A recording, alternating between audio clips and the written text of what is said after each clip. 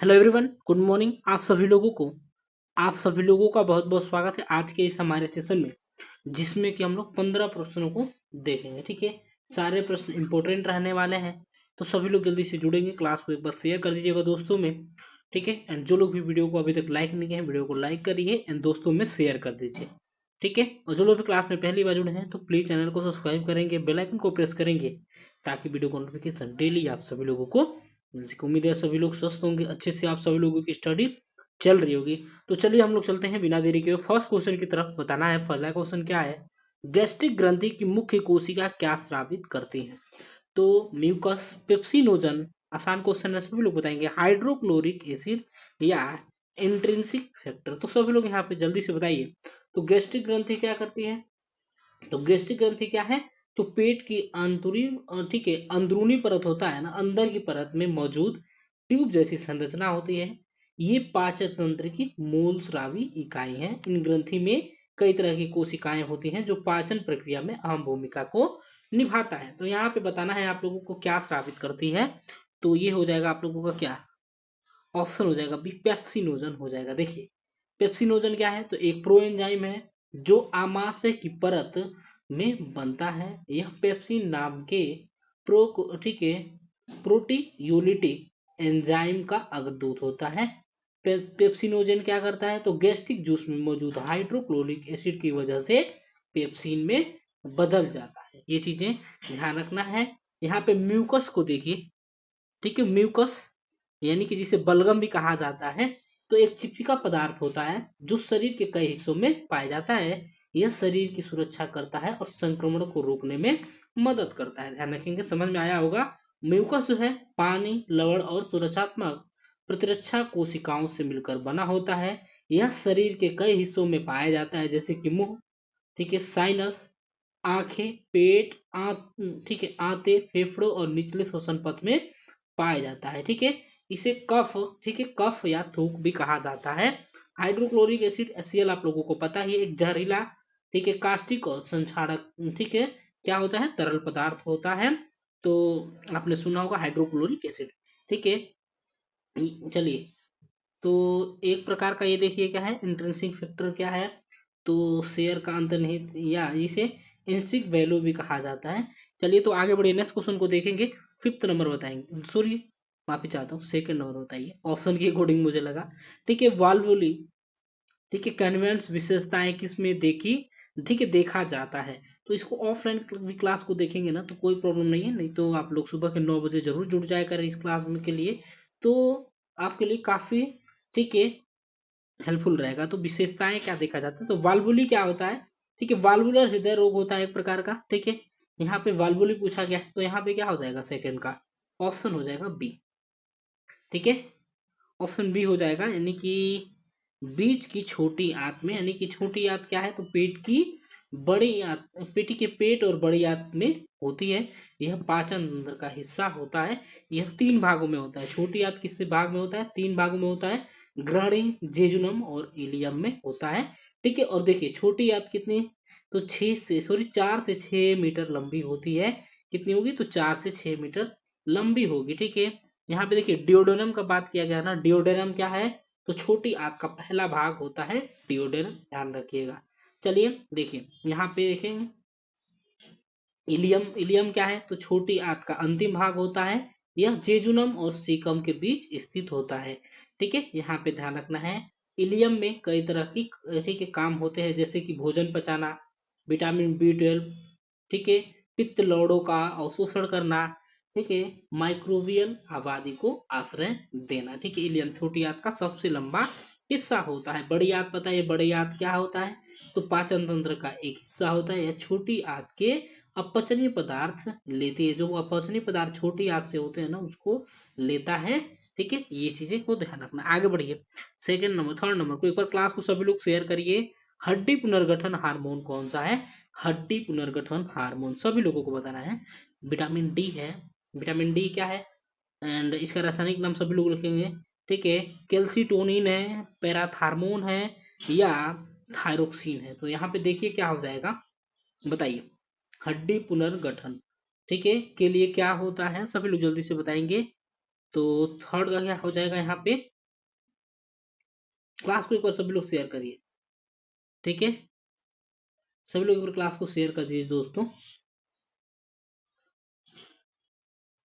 तो यहाँ पे क्या हो जाएगा, ऑप्शन बी हो जाएगा ना, कैल्सीटोनिन हो जाएगा। देखिए क्या होता है, तो कैल्सीटोनिन जो होता है, ध्यान रखिएगा, जो कि हड्डी पुनर्गठन हार्मोन इसे कहा जाता है, ठीक है।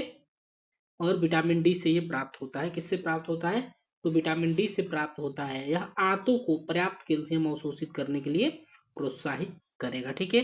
चलिए तो ये सब चीजें देखेंगे, ठीक है। विटामिन डी क्या होता है, तो विटामिन डी कैसे मिलेगा, सूर्य के प्रकाश से मिलता है, और एक और चीज से मिलता है, आप लोगों को बताना है, ठीक है। कोई मछली है, उसका नाम आप लोग बताइएगा, ठीक है। मछली का नाम आप लोगों को बताना है जी कमेंट बॉक्स में, ऑफलाइन। एंड पैराथार्मोन की बात करेंगे यहाँ पे, ठीक है। एंड सॉरी, कैल्सीटोन क्या होता है, तो क्या करेगा, तो कैल्शियम स्तर को भी नियंत्रित करता है, रक्त को, ठीक है। चलिए तो यहाँ पे देखिए विटामिन डी क्या है, एक पोषक तत्व है जिसे हम खाते हैं और हार्मोन जो हमारे शरीर में बनाते हैं। तो ये विटामिन डी सभी लोगों को पता है, इसका रासायनिक नाम सभी लोग जल्दी से बता दीजिएगा, ठीक है। चलिए तो हम लोग आगे बढ़े, ठीक है। पैराथार्मोन क्या होता है, तो पीटीएच हार्मोन इसे कहा जाता है, जो कि रक्त में कैल्शियम, फास्फोरस और विटामिन डी के स्तर को नियंत्रित करता है। एंड थायरोक्सिन क्या है, तो एक प्राणी हार्मोन है जिसका स्राव आबेटू ग्रंथि के से होता है, आबेटू ग्रंथि से होता है।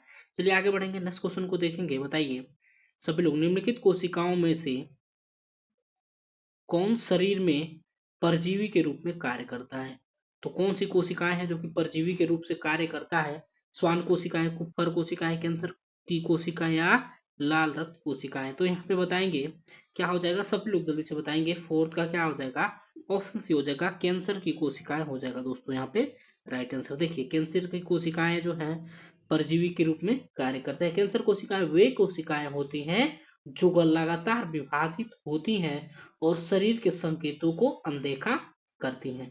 ये कोशिकाएं ठोस ट्यूमर बनाती हैं या असामान्य कोशिकाओं से रक्त या लसिका को भर देती है। कैंसर कोशिकाएं सामान्य कोशिकाओं के जीवन चक्र से बाहर निकल जाती है। कैंसर कोशिकाएं स्वयं की मरम्मत नहीं करती हैं या मरती रहती है, ठीक है। तो देखिए यहाँ पे कैंसर कोशिकाएं के बारे में देख लिए। श्वान कोशिकाएं क्या होती है, तो तंत्रिका तंत्र की ग्लियल, ठीक है, ग्लियल कोशिकाओं का एक प्रकार है। ये कोशिकाएं न्यूरॉन्स को घेरती हैं और इन्हें जीवित रखने का कार्य करती हैं। कुप्फर कोशिकाएं पता ही आप लोगों का, यकृत में मौजूद भक्षण कोशिकाएं होती हैं। ये कोशिकाएं क्या करेंगी, तो रक्त में मृत रक्त कोशिकाओं को और जीवाणुओं को हटाने का कार्य करेगी। आरबीसी, रेड ब्लड सेल, ठीक है, रक्त के घटकों में से एक होता है, इसको ध्यान रखिएगा। इसका जीवन काल कितना होता है, तो 120 दिन तक जीवित रहता है आरबीसी, ठीक है। चलिए नेक्स्ट क्वेश्चन को देखेंगे। एक केंद्रक श्वेत कोशिकाएं, ठीक है, जिसे मोनोसाइट्स कहा जाता है। तो ये क्या होता है, ठीक है, फोगोसाइटिक कोशिकाएं हैं, लाल रक्त कोशिकाएं हैं, ऑक्सीजन की वाहक है, या गुर्दे से निर्मित। तो सब लोग यहाँ पे जल्दी से बताएंगे। फिफ्थ का क्या हो जाएगा दोस्तों, पांचवें नंबर का, पांचवें का क्या हो जाएगा, ऑप्शन ए हो जाएगा, ऑप्शन ए हो जाएगा, यानी कि फोगोसाइटिक कोशिकाएं, ठीक है। फोगोसाइटिक कोशिकाएं, मोनोसाइट्स क्या होते हैं, तो ठीक है, श्वेत रक्त कोशिकाओं का एक प्रकार होता है। ये रक्त में सबसे बड़ा आकार का, ठीक है, ल्यूसाइट्स होते हैं, ठीक है। ये क्या होते हैं, तो रक्त में सबसे बड़े आकार के ल्यूसाइट्स होते हैं, ध्यान रखिएगा। मोनोसाइट शरीर की प्रतिरक्षा प्रणाली को मजबूत करने और संक्रमण से लड़ने में मदद करते हैं, ध्यान रखिएगा, ठीक है। देखिए यहाँ पे देखेंगे हम लोग, ठीक है, फाइगोसाइटिक कोशिकाएं, यानी कि ये क्या होते हैं, जो, ठीक है, जो कोशिकाएं किसी बड़े कण को निगल लेती हैं उन्हें फैगोसाइटिक कोशिकाएं, क्या, तो फैगोसाइटिक कोशिकाएं कहा जाता है, ठीक है। तो ये चीजें ध्यान रखना। आरबीसी आप लोगों को पता ही है, ठीक है, ऑक्सीजन वाहक, ठीक है, ऑक्सीजन वाहक होता है, ऑक्सीजन का वाहक, जो कि हीमोग्लोबिन आप लोगों को पता है यहाँ पे, ठीक है। हीमोग्लोबिन के बारे में सभी लोगों को पता ही है। चलिए तो गुर्दे से निर्मित, यानी कि गुर्दे के बारे में भी सारी चीजें आपको क्लियर ही है, मैंने पहले भी बता चुका है। चलिए आगे बढ़िए। आरबीसी का जीवन काल, सॉरी, देखिए यही क्वेश्चन मैंने आप लोगों को बताया भी था। आरबीसी का जीवन काल करीब कितने दिन तक होता है, तो ये होता है दोस्तों 120 दिन तक, ठीक है। ऑप्शन क्या हो जाएगा यहाँ पे, ऑप्शन हो जाएगा आप लोगों का बी यानी कि 120 दिनों तक होता है। हालांकि यह 70 से 140 दिनों के बीच भी हो सकता है। कितना? 70 से 140 दिनों तक भी हो सकता है। ये चीजें आप लोगों को ध्यान रखना है। ठीक है, चलिए आगे बढ़िए, नेक्स्ट क्वेश्चन को देखेंगे। बताएंगे रक्त का कार्य। रक्त का कार्य इसमें से बताना है आप लोगों को, क्या करता है रक्त। ठीक है, निष्कासन के लिए कार्बन डाइऑक्साइड फेफड़ों तक ले जाना। ठीक है, शरीर के सभी भागों में पोषक तत्वों, ठीक है, पोषक तत्वों को ले जाना, संक्रमण के स्थानों के लिए प्रतिरक्षियों को ले जाना, या अन्य विकल्पों में सभी। तो यहाँ पे सभी लोग जल्दी से बताएंगे। ठीक है, रक्त के कई कार्य होते हैं, यहाँ पे क्या हो जाएगा, तो आई थिंक ऑप्शन डी हो जाएगा, यहाँ पे सभी हो जाएगा। यानी कि निष्कासन के लिए कार्बन डाइऑक्साइड को फेफड़ों तक ले जाना, शरीर के सभी भागों में पोषक तत्वों, ठीक है, को ले जाना, संक्रमण के स्थानों के लिए प्रतिरक्षियों को ले जाना है, तो क्या हो जाएगा यहाँ पे, सभी हो जाएंगे रक्त के कार्य। ठीक है, यानी कि क्या करेंगे, रक्त जो है ऑक्सीजन, पोषक तत्व, हार्मोन को शरीर से सभी ऊतकों तक पहुंचाने का कार्य करता है। शरीर, रक्त जो है शरीर के तापमान को नियंत्रित करता है। रक्त क्या करेगा, तो फेफड़ों से लड़ने में मदद करेगा, सॉरी संक्रमण से लड़ने में मदद करेगा, रक्तस्राव को नियंत्रित करता है। आगे बढ़िए, बताइए यहाँ पे क्या हो जाएगा, टीको को एक स्थान से दूसरे स्थान तक परिवहन में प्रयुक्त विधि कौन सा है। तो यहाँ पे बताएंगे cold chain, vaccine carrier, deep freeze, या ठीक है आइस लाइन रेफ्रिजरेटर। तो यहाँ पे सभी लोग जल्दी से आंसर करेंगे दोस्तों, क्या हो जाएगा आप लोगों का राइट आंसर। एक बार क्लास को आप लोग जल्दी से शेयर कर दीजिए, क्लास को आप लोग जल्दी से शेयर करिए फटाफट से बिना देरी किए हुए, और 8वें का आंसर करिए क्या हो जाएगा। ठीक है, एंड जो लोग भी लास्ट में देखते हैं ना क्लास को, तो आप लोग ठीक है वीडियो में कमेंट बॉक्स में अपना आंसर जरूर करें वीडियो को पॉज करके। ठीक है जी, तो यहाँ पे 8 का राइट आंसर क्या बताएंगे, तो वैक्सीन कैरियर हो जाएगा। यानी कि टीकों को एक स्थान से दूसरे स्थान तक ले जाने को क्या कहेंगे, वैक्सीन कैरियर। टीकों को ठंडा रखने के लिए इस्तेमाल होता है वाला, ठीक है, इंसुलेटर, ठीक है, क्या होता है, इंसुलेटेड कंटेनर होता है, इसे कोल्ड बॉक्स भी कहा जाता है, ध्यान रखिएगा। ठीक है, कोल्ड बॉक्स भी कहा जाता है। ठीक है, कोल्ड चेन क्या है, तो खराब होने वाले सामानों को ठंडे तापमान में रखने की व्यवस्था है कोल्ड चेन। ध्यान रखिएगा, यह एक आपूर्ति श्रृंखला है, इसमें उत्पादन, भंडारण, वितरण प्रक्रियाएं शामिल होती हैं। ठीक है, डीप फ्रीज, ठीक है, इसमें देखिए डीप फ्रीज पता ही है फ्रीजर में रहेगा। ठीक है, आइसलैंड रेफ्रिजरेटर क्या होता है, प्रयोगशाला आधारित उपकरण है जिसका उपयोग विभिन्न स्थानों से संगठनों की कोल्ड चेन आवश्यकताओं में इसका प्रयोग किया जाता है। 9th नंबर बताएंगे, भारत सरकार ने पहली राष्ट्रीय स्वास्थ्य नीति किस वर्ष में घोषित किया था। ठीक है, तो क्या हो जाएगा, भारत सरकार ने, तो क्या हो जाएगा यहाँ पे, ऑप्शन बी हो जाएगा, 1983 में भारत सरकार ने पहली राष्ट्रीय स्वास्थ्य नीति को 1983 में घोषित की थी। यह स्वास्थ्य नीति परिवार कल्याण मंत्रालय के द्वारा, ठीक है, तैयार किया गया था। ठीक है, और इसका मकसद क्या था, इसका उद्देश्य क्या था, तो सन उसी के साल 2000 तक देश में सभी प्राथमिक स्वास्थ्य सेवाओं को मुहैया कराना इसका उद्देश्य था। आगे बढ़िए, नेक्स्ट क्वेश्चन को देखेंगे। बताएंगे भोर समिति इसमें से किस नाम से जाना जाता है।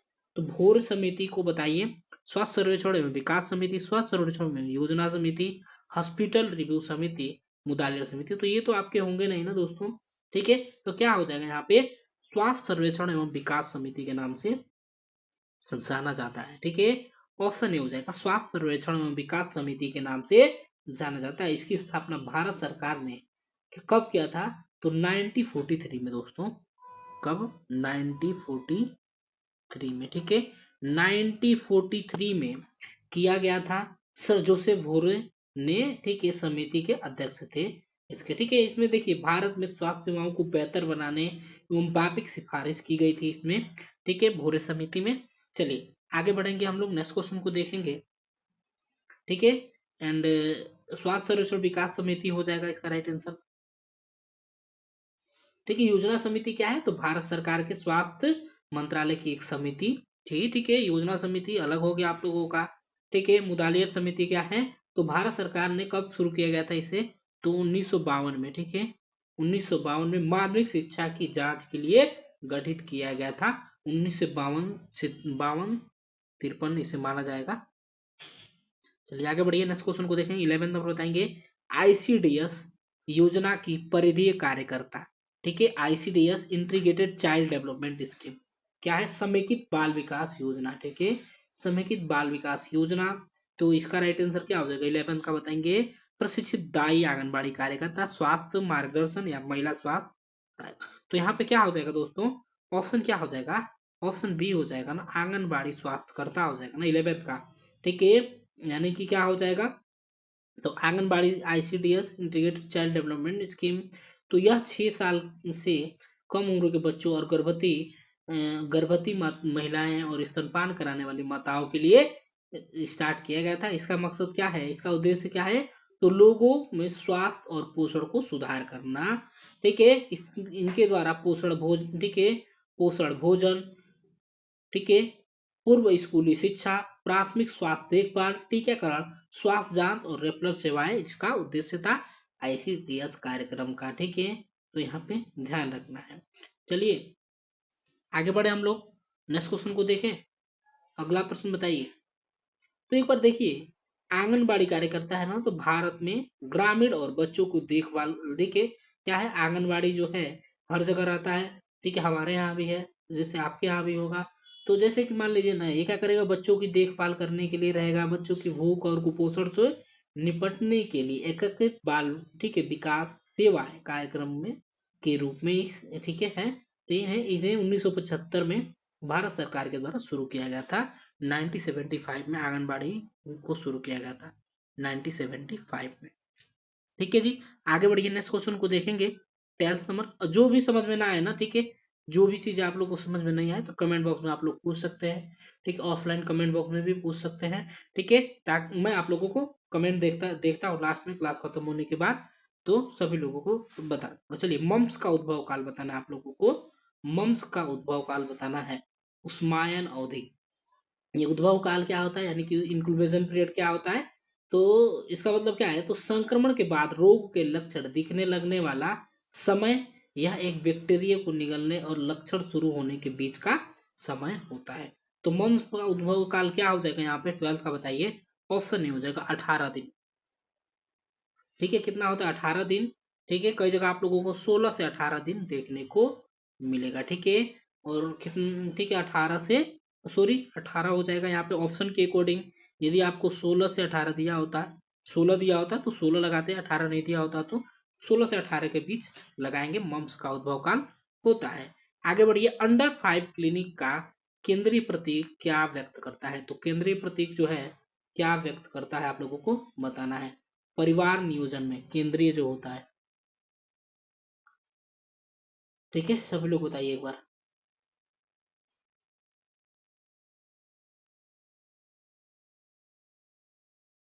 ठीक है, जो बीच में होता है क्या करता है, क्या सॉरी करता है अंडर 5 क्लिनिक में?